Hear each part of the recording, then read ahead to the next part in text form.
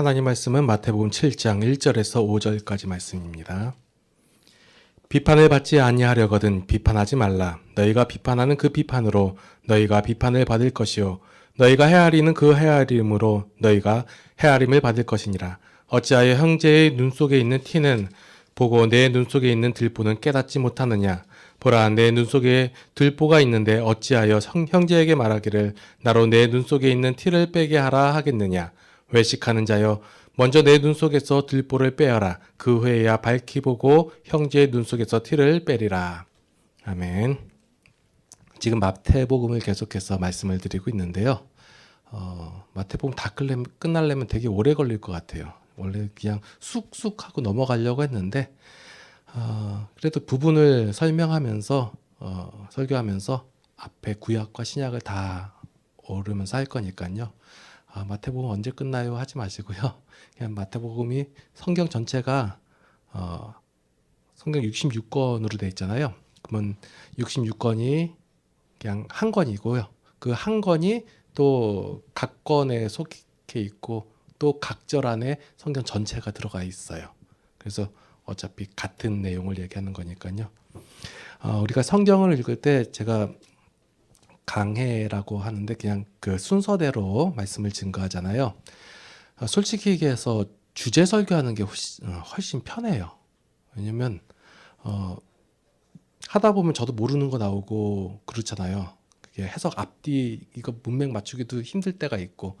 그런데 주제 설교하면 하나의 주제만 정해놓고 그냥 여기 저기 뽑아가지고 하면 솔직히 쉽거든요. 오늘 말씀 같은 경우도 보면 비판하지 말라라고 돼 있어요.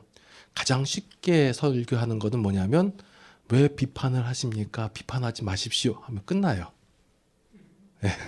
그러면 뭐 거기에 대한 뭐 예화 뭐 많이 드리고 왜 여러분들은 비판을 하십니까? 하면서 요즘 그 동계 스포츠 그거 얘기하면서 뭐 하면 되게 솔직히 말해서 설교 준비가 되게 쉬울 것 같아요. 네. 그런데 제가 여러분들한테 말씀드리는 것은 성경을 읽을 때 이런 관점과 이런 생각을 갖고 읽어 가십시오라고 하는 것을 알려드리는 거예요. 그러니까 성경은 뭐냐면 하나님께서 계시하신 책이에요. 그렇죠? 그러면 무엇을 계시하셨어요? 우리가 예를 들어서 착하게 살아라, 올바르게 살아라 이런 거는 하나님이 굳이 계시하지 않으셔도 다른 좋은 강연이나 아니면 좋은 내용들 들으면 그런 얘기들 많이 나와요. 그리고 마음에 감동도 주고 그리고 으쌰으쌰하게 해서 너 이렇게 살아야지 하고 작심하게도 하고 그렇단 말이에요. 그럼 굳이 성경을 주실 이유가 없으세요. 우리가 일반적으로 알 수 없기 때문에 알아낼 수 없기 때문에 찾을 수 없기 때문에 하나님께서는 우리에게 성경을 주셨단 말이에요. 그렇죠? 그러면 무엇을 알게 하신 거냐면 하나님 자신을 우리에게 계시하셨다, 보여주셨다, 알려주셨다예요. 그러니까 우리가 성경을 읽을 때 우리가 잘 사는 비결 아니면 삶의 그 처세술 아니면 뭐 건강해지는 비법 아니면 돈 많이 버는 법 이런 것을 발견하기보다도 성경을 통해서 하나님이란 어떤 분이시고 하나님께서 어떠한 일을 행하셨고 그 하나님이 그 일을 왜 하셨는지를 발견해 나가는 거예요. 그렇죠? 그 생각하에 말씀을 읽어가는 거예요. 그럼 오늘 7장 1절에 보니까 비판하지 말라라고 시작이 돼요. 그러면 이 비판하지 말라라는 말이 그냥 단순히 그냥 비판하지 마라 이 얘기가 아니라 하나님을 먼저 보여주셔야 되잖아요. 그리고 알려주셔야 되고 왜 이런 말을 하셨는지 그리고 그 뒤에 대안이 있는지 그것을 앞뒤 내용을 살펴보시면서 읽어가신다면 좀 더 이해하기가 쉬우실 거예요. 물론 아무 생각이시 그냥 이거 하지 말랬으니까 이것도 괜찮아요. 성경에 비판하지 말랬으니까 내가 널 비판하려다가 하지 말랬으니까 참아 괜찮아요. 그런데 우리가 이런 말씀을 통해서 하나님이 과연 어떤 분이시고 어떤 속성을 가졌고 어떤 성품을 가진 분이시구나라는 것을 알고 우리가 그 하나님을 바라보고 닮아가는 거예요. 그러니까 하나님이 온전하신 것처럼 우리도 온전하게 되어가는 것. 그러면 우리가 어떻게 해서 온전하게 되는가라는 해답도 찾아가는 것이고요. 그래서 여러분들이 여러분들의 의지로 내가 화를 내지 말아야지, 비판하지 말아야지, 구제를 해야지 마음가짐을 가져요. 그럼 잘 되던가요? 주의 말씀 속에서 예를 들어서 내 주변에 있는 사람을 사랑해야 합니다라고 설교를 들었어요. 그러면 주변 사람을 사랑해야지 하고 주변 보니까 누구예요? 남편이고 아내예요. 예, 싸울 일이 많던가요? 아니면 사랑할 일이 많던가요? 예. 그러니까 왜 이렇게 되고 이렇게 될 수밖에 없는 존재인가? 이것을 좀 살펴볼 필요가 있어요. 그래서 성도가 이렇게 삶을 살아가려면 먼저 하나님의 거룩하신 성품과 속성 이런 것을 먼저 알아야 돼요. 그래야지만이 그분에 의한 힘을 가지고 성도가 그 하루하루를 충분히 살아낼 수 있다라는 거예요. 그러니까 성도는 하나님의 사람이에요. 그러니까 하나님에 의한 사람이고 하나님으로 말미암아 된 사람이에요. 그러니까 성도가 그 삶을 살아갈 때 그 사람의 자신의 힘과 노력으로 되는 게 아니라 하나님에 의해서 만들어 가지고 되어 간다는 거예요. 그런데 이 과정 속에서 성도가 하나님께서 그렇게 만들어 가신다는 것을 우리가 인정하고 고백하기를 하나님께서 원하신다는 거예요. 결국은 하나님께서 만들어 가시고 하나님께서 이끌어 가실 것인데 하나님께서 원하시는 것은 성도가 하나님이 그렇게 하셨습니다라고 인정, 그러니까 고백, 아멘 하기를 원하신다라는 거예요. 그래서 오늘 말씀 부분만 첫 부분만 보면 비판을 받지 아니하려거든 이라고 시작하거든요. 그러면 내가 비판 안 받으려면 어떻게 해야 되는가라고 그리고 내가 비판을 안 받으려면 남을 비판하지 말아야겠구나라는 말씀으로 이해되기가 쉬워요. 예. 그러나 이 말씀은 우리에게 이 비판할 자격이 없는 자라는 그것을 인정하라는 말씀으로 이해하기가 쉬워요. 자, 이 말씀을 좀 살펴볼게요. 사람들이 비판을 해요. 왜 비판을 하죠?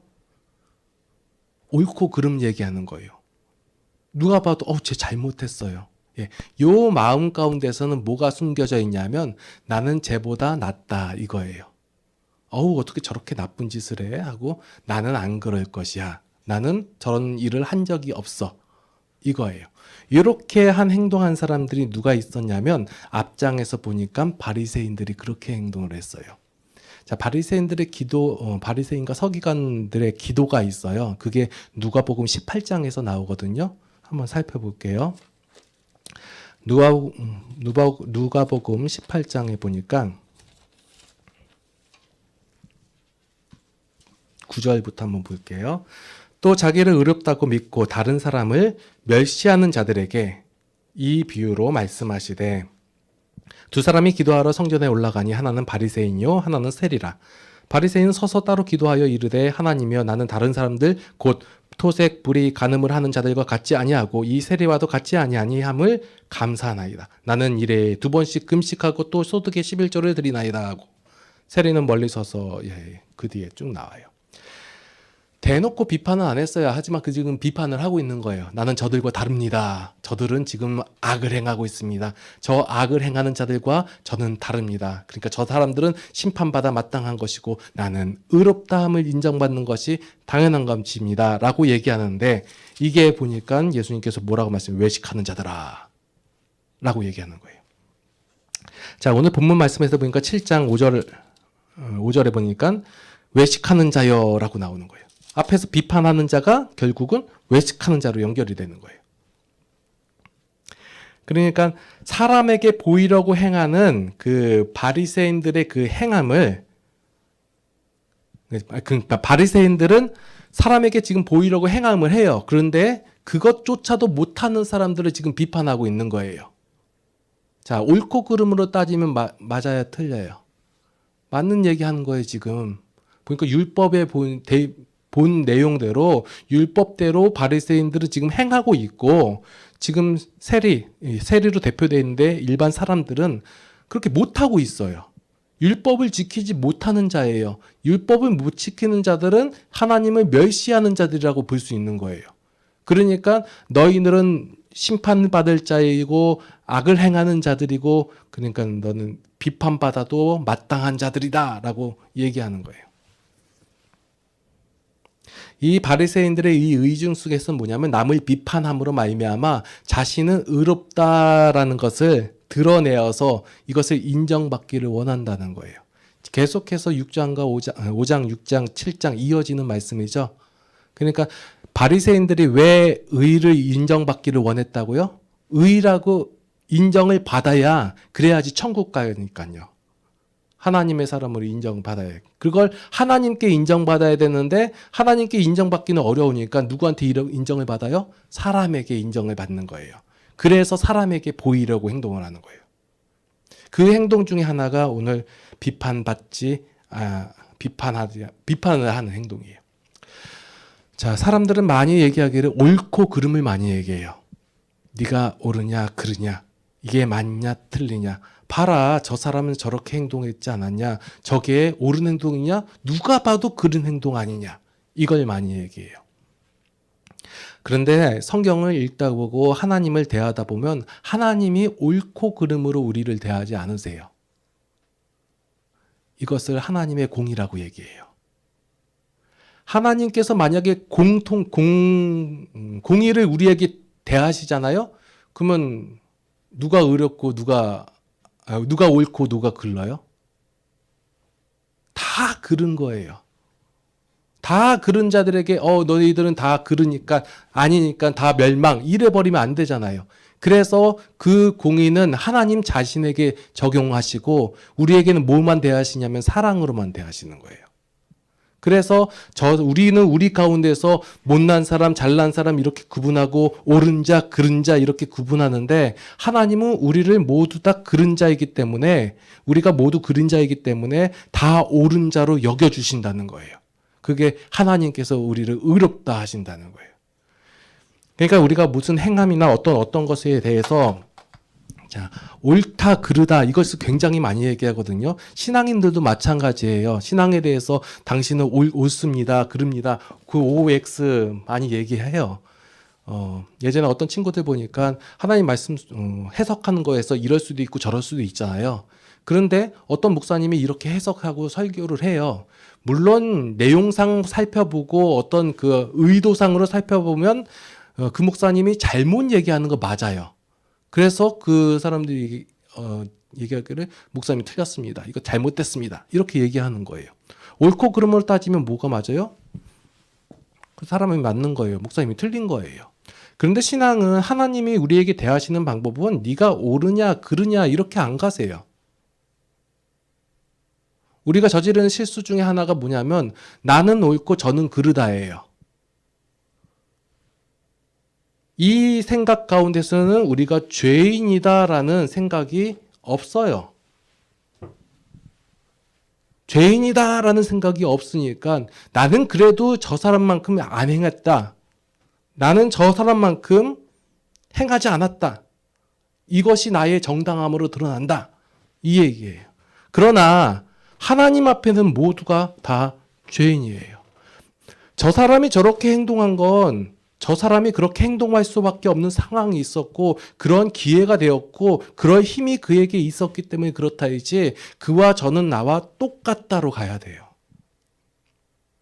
그래서 사람들이 비판하는 내용은 뭐냐면 저를 잘못됐다 말함으로 해가지고 나의 의로움이 인정받기를 원하는 그 마음속에서 나오는데 나의 의가 내가 행하는 그 행함으로 나온 게 아니라 하나님께서 그냥 의롭다 여겨줬기 때문에 된 거예요. 나도 그와 동일한 죄인인데 하나님께서 나를 구원하셨기 때문에 내가 그럴 수 없는 자리에 온 것이고 하나님께서 나를 인정하셨기 때문에 내가 무엇을 행했기 때문에 인정한 것이 아니라 그냥 있는 모습 그냥 그 가운데서 인정하셨기 때문에 내가 의롭다 의인이 된 거예요. 근데 이것을 잊고 있는 거예요. 지금 바리새인들이 이것을 잊고 있는 거예요. 나는 나의 행함과 나의 노력으로 이렇게 이 자리까지 왔습니다 라고 자신의 의의를 드러내고 있는 거예요. 형제의 눈에 있는 티를 빼기로 원하면서 내 눈 속에 있는 들보를 먼저 깨달으라는 거예요. 들보가 있어요. 그게 뭐예요? 모든 사람이 죄인이라는 거예요. 하나님을 거부하고 하나님을 인정하지 않고 하나님의 은혜와 긍휼이 없으면 여전히 그 죄를 행할 수밖에 없는 그 죄인이라는 사실을 먼저 인식하라는 거예요. 아니 그러면 예수님께서도 비판하셨잖아요. 맞죠? 그러면 우리가 구분을 줘야 되는 거예요. 예수님께서 비판하신 내용이 무엇인지. 예수님은 비판을 하셨어요. 그런데 무조건 비판은 안 좋은 거, 비판은 뭐 나쁜 것 이게 아니라 예수님의 이 비판은 이 진리를 가진 자가 대신 감당해 주는 비판이에요. 너 잘못했으니까 죽어라가 아니라 네 잘못된 걸 알아라. 그리고 그것을 내가 대신 감당하겠다라는 비판이에요. 우리는 그냥 지적만 하잖아요. 우리는 그냥 판단만 하고 옳고 그름만 얘기하잖아요. 근데 옳고 그름에서 끝나는 것이 아니라 예수님의 비판은 그가 잘못된 것을 알려주고 그리고 나서 그것을 대신 감당해주고 대신 치유해 주시고 대신 짊어주시고 대신 감싸주시는 거예요. 그래서 예수님이 이 비판할 만한 자격이 있는 거예요. 그래서 하나님의 심판은 예수님의 비판은 지적이 아니라 치유하시는 것이고 처벌과 징계가 아니라 은혜와 복을 주시는 거예요. 이제 우리 그 대조가 보이세요? 지금 예수님께서 비판하시는 것과 우리가 비판하는 것. 지금 바리새인 지금 지속해서 나오는 거거든요. 바리새인들이 지금 비판을 하고 있어요. 왜요? 나는 의롭다라고 하고 사람들에게 눈에 그 인정을 받기 위해서 의가 인정받기 위해서 남을 정죄하는 거예요. 예. 근데 이것은 우리 그 정죄하고 말지만 예수님께서 우리를 비판하는 것은 너희가 잘못되었고 너희가 옳지 못한 행동을 하고 있다라고 얘기하면서 뭘 하시냐면 우리에게 복과 은혜를 더하시는 거예요. 대신 짊어주시고 대신 감당해 주시고. 마태복음 5장에서 예수님께서 말씀하신 우리가 이웃을 사랑해야 된다고 말씀하시잖아요. 너희는 이웃을 사랑해라 라고 얘기해요. 물론 우리에게 지금 계속 말씀을 드렸다시피 우리가 이웃을 사랑할 수 있는 힘과 능력이 없어요. 그럼 어떻게 해요? 하나님께서 그렇게 만들어 주신다고 하셨잖아요. 이끌어 가신다고 하시고. 우리가 그렇게 해야 할 이유 중에 하나가 뭐냐면 하나님께서 긍휼과 구원을 베푸시기 좋아하신다는 거예요. 자, 5장 처음 부분은 계속 맞불려 가는 거예요. 왜 애통하고 고민하고 그리고 그래요? 하나님을 바라보니까 우리의 죄악이 드러났잖아요. 그죠? 그러니까 완악함을 고백하고 그러니 하나님께서 이끌어 가시고 다시 만들어 가시고 그 하나님의 모습이 무엇이냐 했더니 우리를 긍휼히 여기시고 구원하시는 그 하나님이에요. 그 하나님을 보니 우리가 닮아가기를 원하는 거예요. 닮아가려고 하다 보니까 어떻게 돼요? 애통이 다가오는 거예요. 왜요? 우리에게 그렇게 힘이 없기 때문에 그럴 수 없는 자인 것을 깨달았기 때문에 그 애통 가운데 우리 가운데 이제 기쁨이 솟아나는 이유는 무엇이냐면 하나님께서 그 성령님께서 우리를 그렇게까지 그 자리에까지 인도하시고 이끌어 가신다는 결심과 다짐과 행함을 보았기 때문에 그래서 하나님을 닮아가길 원하기 때문에 하나님께서 행하신 것처럼 우리가 이웃을 사랑하기를 하나님께서는 원하시는 거예요. 그게 온전케 되는 거예요.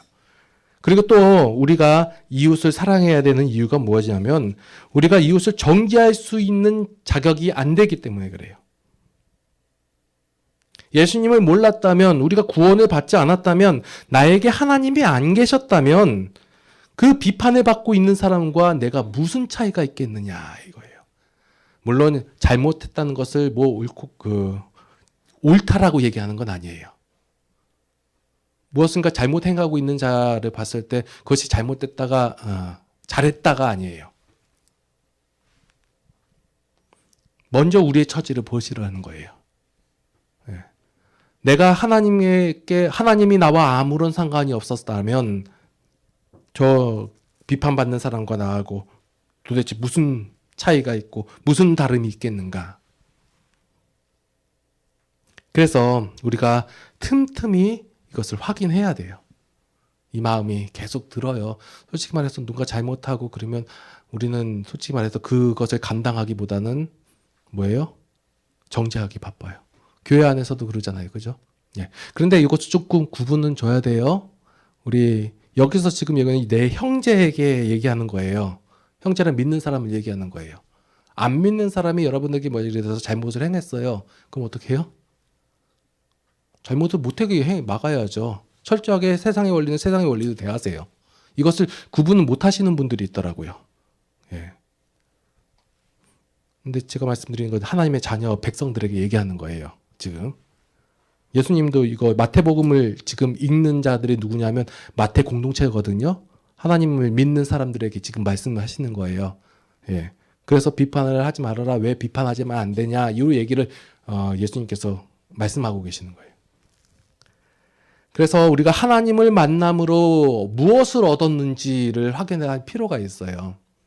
무엇을 얻으셨어요, 여러분들? 대부분 얘기하는 게 저는 하나님, 예수님 믿음으로부터 그래서 돈을 많이 벌었어요. 옛날에는 찢어지게 가난하게 살았는데 지금 돈 많이 벌고 부하게 살고 있어요. 옛날에 건강치 못했는데 지금 건강하게 되었어요. 아니면 옛날엔 무엇을 없었는데 지금 뭐가 있어요. 이건가요? 하나님을 만남으로 하나님께서 여러분들을 구원하심으로 하나님께서 여러분들을 책임져 주심으로 말미암아 여러분에게 도대체 무엇이 생겼나요? 오늘 말씀 속에 계속 나왔잖아요. 온전케 되는 거예요. 온전케 되는 거 뭐예요? 하나님이 그를 했듯이. 하나님이 온전하셨어요. 뭘 온전하셨어요? 사랑을 베푸시고 긍휼을 베푸시고 전혀 우리도 그들과 똑같은 죄인임에도 불구하고 하나님께서 구원하시고 책임져 주셨잖아요. 그럼 우리도 그와 같이 되어진다예요.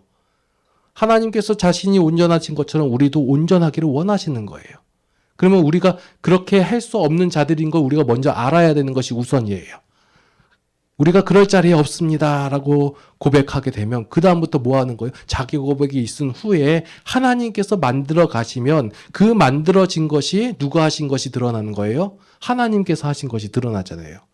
이것이 안 되면 자기 고백이 없이 되어지면 그 되어진 것이 하나님께서 하셨습니다라고 얘기하면서 그 이면에는 그래도 내 노력이 들어갔지, 내 열심이 들어갔지, 내 생각이 들어가고 내 그 각오가 들어갔지라고 생각한다는 거예요. 그래서 여러분 가운데 이루어진 것이 뭐예요? 하나님의 성품을 닮아가고 하나님의 생각을 하나님께서 생각하신 것을 나도 생각하고 이것이 의롭다 얘기하는 거예요. 비판하지 말라 얘기하는 게 아니라 먼저 우리의 처지를 알게 되니까 비판할 수가 없는 거예요. 비판할 수 없으니까 뭘로 다가가는 거예요? 사랑으로 다가가는 거예요. 감당해 주면서. 예. 어떻게 사람이 그래요? 예, 그럴 수 있다는 거예요. 왜냐? 하나님이 우리를 그렇게 대하셨기 때문에. 그러면 하나님께서 우리를 그렇게 만들어 가시잖아요. 그러면 하나님께서 우리에게 주신 게 뭐예요? 그 마음을 주신 거예요. 그 성품을 주신 것이고 그 생각을 주신 것이고 그럼 그 생각 가운데서 뭐 하는 거예요? 하나님의 사랑으로 하나님께서 사랑으로 우리를 대하신 것처럼 우리도 대하는 거. 이게 참 힘든 거예요. 우리가 하려고 하고 내가 하려고 하니까 도무지 안 된다예요. 그래서 하나님 앞에 철저한 자기 항복이 되어지고 그러면 하나님께서 그렇게 만들어가요. 그때서야 만들어 가시는 거예요. 그래서 스스로에게 물어봐야 하는 거예요. 하나님을 만남으로 내가 얻은 것이 무엇인지 그것을 확실히 알고 그 감격이 있잖아요. 그러면 내가 노력해서 되어진 것이 아니라는 사실을 알기 때문에 저도 하나님을 만나면 저도 그 하나님을 확실하게 알게 된다면 그 사람도 나와 같이 그 기쁨을 누리지 않겠는가. 그래서 모든 사람이 함께 그 하나님을 누리도록 하나님을 알려주시는 것. 이것이 비판하지 말라예요. 성경을 통해 가지고 우리가 뭘 발견하냐면 하나님께서 어떤 마음과 성품을 가지고 어떻게 우리에게 행하셨는가. 봐요. 우리는 비판만 하고 잘 안 돼요. 그런데 하나님께서 이렇게 하시겠다고 만들어 주시는 거예요. 그 뒤에서 나오는 이제 6절, 7절 이 내용이 나오거든요. 이제 의문이 들잖아요. 할 수 없는데 이거 하라고 했는데 진짜 우리는 죄인인 거 맞아요. 예. 하나님 도무지 이렇게 벗어날 수 없는 죄인인 걸 알게 되잖아요. 그러니까 이제 그 다음에 나오는 거예요. 구하라 얘기가 나오고. 그 6절 말씀도 보면 거룩한 것을 계획해 주지 말라. 이 말씀도 이게 생뚱맞게 들어간 것처럼 보이는데요. 예. 앞에서 그 있는 내용하고 연결되어서 나온 얘기예요. 그리고 제가 결말을 맨날 흐지부지 하는 이유 알고 계시죠? 몇 번 말씀드린 것 같은데. 예, 결말을 맨날 흐지부지 하는 이유는 뭐냐면, 말씀에서 난 이렇게 살아야겠다 각오하지 마시라고. 그리고 감동을 주지 않기 위해서 그러는 거예요. 예, 그냥 생각하세요. 하나님. 그래서 꼭 이렇게 감동이 안 와도 괜찮아요. 그냥 그렇게 사세요. 예. 안 될 때는 그렇게 못할 때 있잖아요. 에이씨 하고 뒤로 넘기고 다시 하면 돼요. 예. 하나님이 몇 번을 참아주신 줄 몰라요, 우리를. 그렇다고 해가지고 담대함을 얻어가지고 계속 잘못해야지. 아니요. 그렇게 하지 마시고, 예. 하나님 계속 우리를 참아주시거든요. 얼마큼? 끝까지. 그러니까 여러분이 혹시 뭔가 잘못하고 내가 하나님 잘못한 것 알게 되잖아요. 그럼 뒤로 던져버리세요. 그리고 하려고 노력하시고 그러면 또 안 되잖아요. 힘이 붙여서 안 되는 거예요, 그게. 그러니까 말씀을 가까이 하세요. 그래야 우리 가운데서 한 성령님께서 그때서야 힘을 주시거든요. 그래야 죄를 이길 힘이 나와요. 그리고 나서 이제 이기잖아요. 버티잖아요. 그러면 그때 감사하시고 기뻐하시고.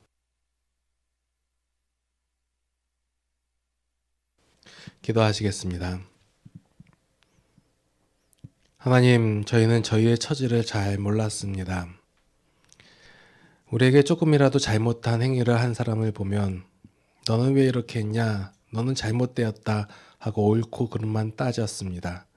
그래서 나의 정당함을 드러내어서 내가 옳고 나의 의가 맞다라고 확인받고 싶어 했습니다.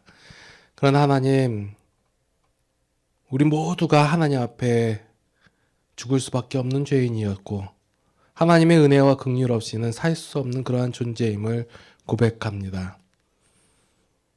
나에게 그런 기회와 상황이 온다면 나도 동일한 죄를 저질 수밖에 없는 악한 죄인임을 항상 하나님 앞에 고백합니다. 그래서 하나님의 은혜여야지만이 우리가 살 수 있습니다. 이제 하나님, 우리의 모든 죄악을 하나님께서 용서하여 주시옵고 이제 남을 비판하기보다도 예수님께서 우리에게 행하신 것처럼 그 사랑으로 대신 짊어지고 대신 감당해낼 수 있는 그런 믿음의 사람들이 다 되게 하여 주시옵소서. 만약 어렵습니다. 힘듭니다. 그러나 우리의 힘으로 하면 안 되는 것을 하나님께서 하나님의 힘으로 하신다면 능히 할 수 있음을 우리가 아오니 하나님 우리의 삶 속에 하나님 개입하여 주시옵고 힘을 더하여 주시사 하나님이 온전하신 것처럼 우리도 온전케 하여 주시옵소서. 이제는 우리 주 예수 그리스도의 무한하신 은혜와 하나님 아버지의 극진하신 사랑하심과 성령님의 감화 감동 교통 인도 보호 역사하심이 이제 하나님의 심정을 가지고 세상을 능히 승리하며 살아가기를 원하는 모든 성도들 머리 위에 이제로부터 영원토록 함께 하시옵기를 간절히 축원하옵나이다. 아멘.